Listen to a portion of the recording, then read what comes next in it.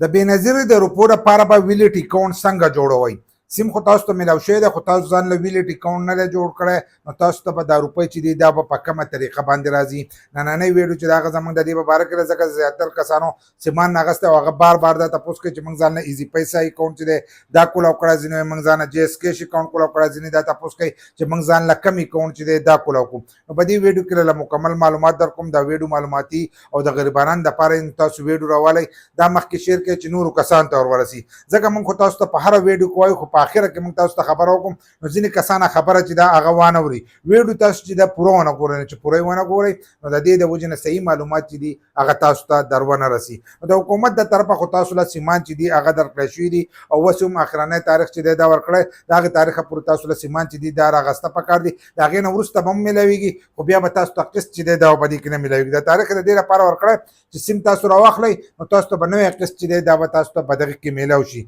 چې تاسو راوانغستو نو تاسو ته بیا نوی قسط چې دی دا نشي میلاوېدلی، ځکه چې ستاسو سره سیم نه وي نو تاسو ته قسط نشي میلاوېدلی. که ستاسو نه سیم ورک شوی نو بیا هم تاسو ته قسط نشي میلاوېدلی، ځکه چې ستاسو اکاونټ چې دی هغه دغه سیم دی، په دغه سیم باندې ستاسو اکاونټ چې دی دا به کولاویږي. نو چې په دغه سیم باندې کولاویږي نو تا ته خو هلته پته نه لګي، نو که سیم د چا نه ورک شوی نو خپل سیم چې دی هغه دوباره راوکاږئ. که سیم یو ایښو دی دغه شانتې په پرس کې نو سیم چې دی دا په موبایل کې کیدی، په موبایل کې کیدی چې تاسو ته پته ولګي چې ستاسو اکاونټ ته چې دی روپۍ راغلی دي که نه دي راغلی، ځکه چې قسط شروع شي نو بیا به تاسو ته پته چې دی دا به نه لګي چې ستاسو سره سیم نه وي. نو سیم چې دی دا د دې دپاره لازم دی. خو ځینې کسان وایي موږ د دې لپاره جیس کیش کولاو کړو که ایزي پیسه کولاو کړو، موږ کم اکاونټ چې دی دا کولاو کړو. قسمه قسم خبرې چې دی دا ځینې کسان کوي چې کم اکاونټ چې دی دا موږ د دې لپاره کولاو کړو. د دې نه مخکې موږ تاسو ته هم ولي چې دې سره شپږ بینکونه دي، دوی به د هغې بینکونو په ترو باندې چې دی دا روپۍ تاسو له درکوي، د هغې بینکونو په ترو باندې به یې درکوي. خو ځینې کسان وایي چې موږ اکاونټ، نو د ځینې کسانو اکاونټونه چې دي دا کولاو شوي دي،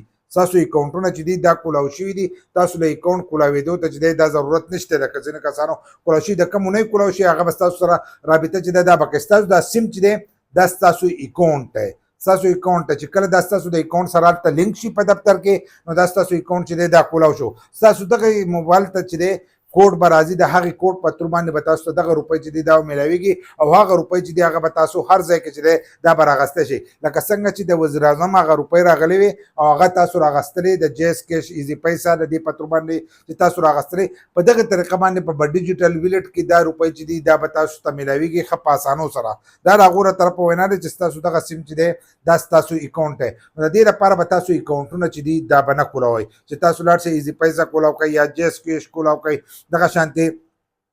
نور اکاونټونه دي که هغه تاسو کولاو کوئ نو اکاونټ په تاسو نه کولاوئ، ستاسو سیم ستاسو دپاره اکاونټ دی، خو سیم چې دی دا به تاسو کولاو ساتئ. او د دې دپاره به چا له روپۍ هم نه ورکوئ، داسې نه چې لاړ شئ یو کس تاسو ته وایي چې اکاونټ له کولاوم او دومره روپۍ راکړئ چې ستاسو اکاونټ کولاو کړو. نو دغه کسان چې دي دا ګڼکپان دي، تاسو سره چې دی هغه به دفتر والا رابطه ساتي، په دغې سیم باندې به ساتي چې روپۍ راغلې، د هغې نه وروسته بیا نور معلومات چې دي هغه موږ ستاسو سره شیر کوو. خو تاسو اکاونټ حالن سات چې دی مه کولاوئ، ستاسو سیم ستاسو اکاونټ دی.